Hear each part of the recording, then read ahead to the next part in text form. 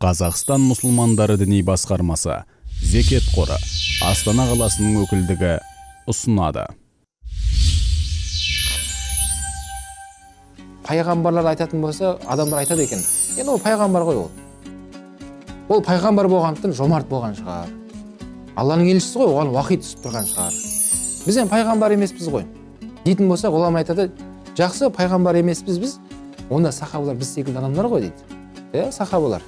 Сахабалар біздерге өнеге жол тастап кетті. Сахабалар.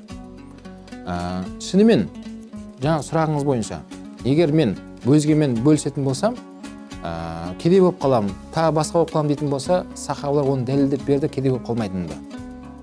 Алла үшін деп Меккеден Мединеге хижрет қылған сахабаларды көрдік. Соның ішіндегі ең үлкен бай ол Абдурахман ибн Ауф. Қазір ғұлама айтып жатыр, Абдурахман ибн Ауф секілді әлі бай дүниеге келген жоқ деп жатыр. Абдурахман ибн Ауф секілді қазір өмірде ондай миллионер, ондай миллиардер жоқ әлі ондай. Меккедегі ең үлкен байдың бірі Абдурахман Ауф еді. Бірақ Құдай үшін деп сол дүниесін бәрін тастады соларға, мүшриктерге тастап кетті. Сөйтіп пайғамбармен ілесіп, ол Мединеге хижрет жасаған адам еді. Мединеге барған кезде сол Мединедегі адамдар оған қамқорлық жасап, осындай қайырымдылық жасап, бауырым, 2 бақшам бар, біреуін саған берейін, 2 әйелім бар, қаласаң біреуін талақ жасап саған айлық берем дегенде, Абдурахман Ауф, бауырым, рахмет, әйелің өзіңе бұйырсын, бақшаң өзіңе бұйырсын, маған базарды көрсет деп айтты дейді ол кісі. Сауда саттық орындарын қай жерде? Аллаға деген тәуекелі нөлден бастады. Абдурахман Ауф сол сауда саттап, кішкене ақша жинаған соң, махрын төлеп үйленіп алды. Сол кезде үйленген Абдурахман Ауфтың тойын айтады, бір қоймен той өтті.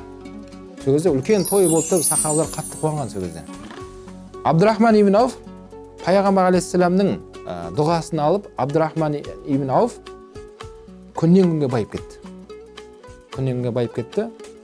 Сол байлығының арқасында 3 мәрте дүниесін шашып жіберген адам сол тарихта. 3 мәрте бүткіл дүниесін шашып жібереді, садақа қылып.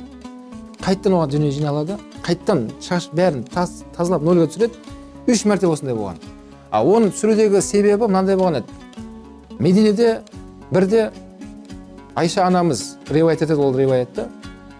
Медине қаласы сіркіреп кетті дейді. Үбір-дүбір дауыстар естіліп, не болып жатыр деп адамдар жіберсе, Абдурахман ибн Ауфтың керуендері келе жатыр дейді. КамАЗдар деп айтайықшы қазіргі күнде. Жүк үлкен КамАЗдар кіріп келе жатыр. Енді сонда үлкен көп болған соншалықты қаланың дүр сілкіндіріп жіберді. Өте көп керуен келді. Бұл кімдікі десе Абдурахман Ауфтікі.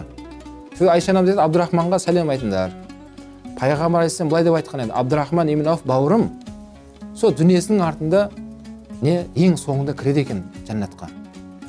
Мына сираттан өткен кезде денелері еңбектеп, әйтеуір ақырын зорға кіреді екен деп айтқан сәлемі бар, оған ескертіңдер деп айтады. Бұны естіген Абдурахман ибн Ауф өзі көзінен жас алып, Алла, егер мені сиратта осы дүнием мен тоқтататын болса, мен бұндай дүние керек емес деп бәрін садақа жіберді дейді. Қайтадан дүние жиналады, қайтадан садақа, қайтадан жиналады. 3 мәрте осындай тарихта Абдурахман Ауф ондай өнеге жасап кетті дейді. Онымен Абдурахман Ауф өзгемен бөлісу арқылы ешкімнен кем болған жоқ, бәлкім сол Алланың берген нығметі оған барған сайын күшейе берді, көбейе берді дейді. Мына Құранда да, хадисте де, сахабалар өмірде де осындай көп деген өнегелі өмірлер бар. Айта беретін болса өте көп.